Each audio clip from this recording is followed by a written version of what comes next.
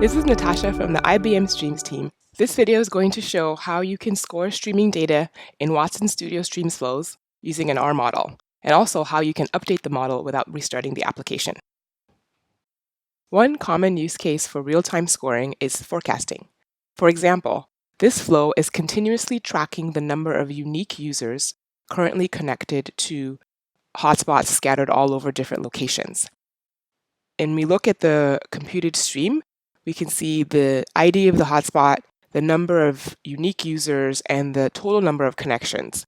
For each hotspot, we want to use R to predict how many users will be connected in the next half hour based on how many are connected right now. I'm going to use a forecasting microservice which will run in the same instance as the flow. The Streams flow will send the data for scoring to the microservice and then connect to it for the results.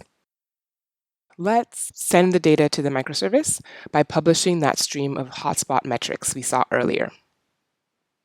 We publish this stream by connecting it to the Streams target node. When an application publishes a stream of data, any other applications running in the same Streams instance can use the data on that stream by subscribing to it.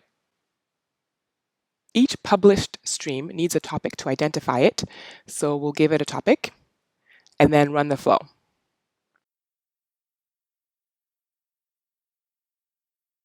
Now that the flow is running and publishing the data to Streams, let's switch to our IDE VS Code to take a look at the microservice.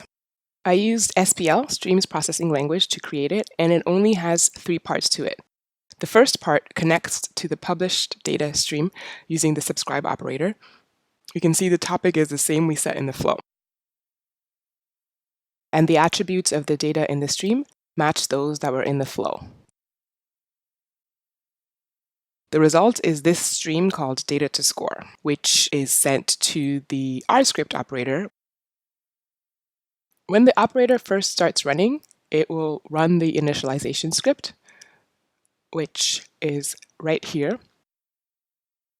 All this script does is load the model and create a simple scoring function. The next parameter is the path to the script that will be invoked for every tuple. It has just one line, which is to invoke the scoring function for each incoming tuple. To pass the tuples to the R script, we map the names of the Streams tuples to the names of the variables expected by the R script. And that's what these last 2 parameters do. The result of scoring the model is the value we're trying to predict, which is saved in this variable called predicted count. So we retrieve that using the from R function.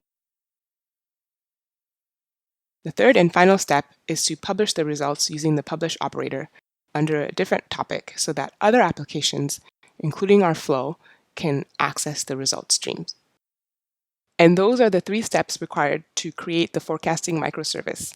Subscribe to the data, score it with the R model, and publish the results.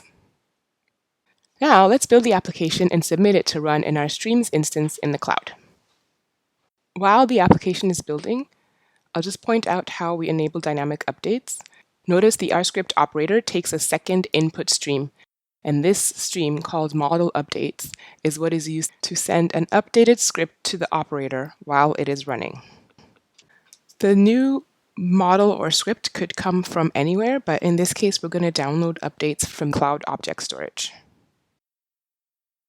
Once the forecasting microservice is running, we can return to the flow to ingest its results. Using the Streams source node, we will subscribe to the results being published by the forecasting microservice.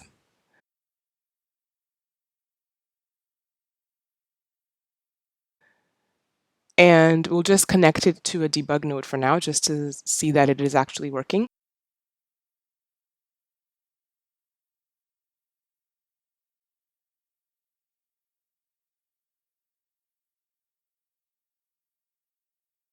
Let's take a look at the results.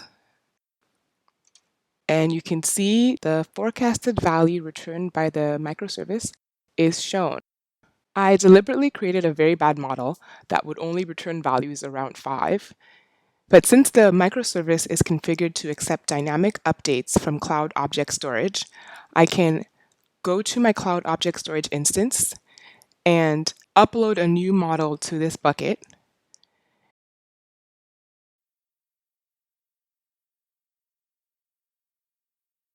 And we can go back to the flow and see that now the forecasts are different because the new model is being used. To take a closer look, we can see the application graphs in the Streams console. Here we have the two application graphs connected with the Streams flow highlighted in green and the forecast with our microservice shown in orange. Notice how the two applications are connected by the publish operator.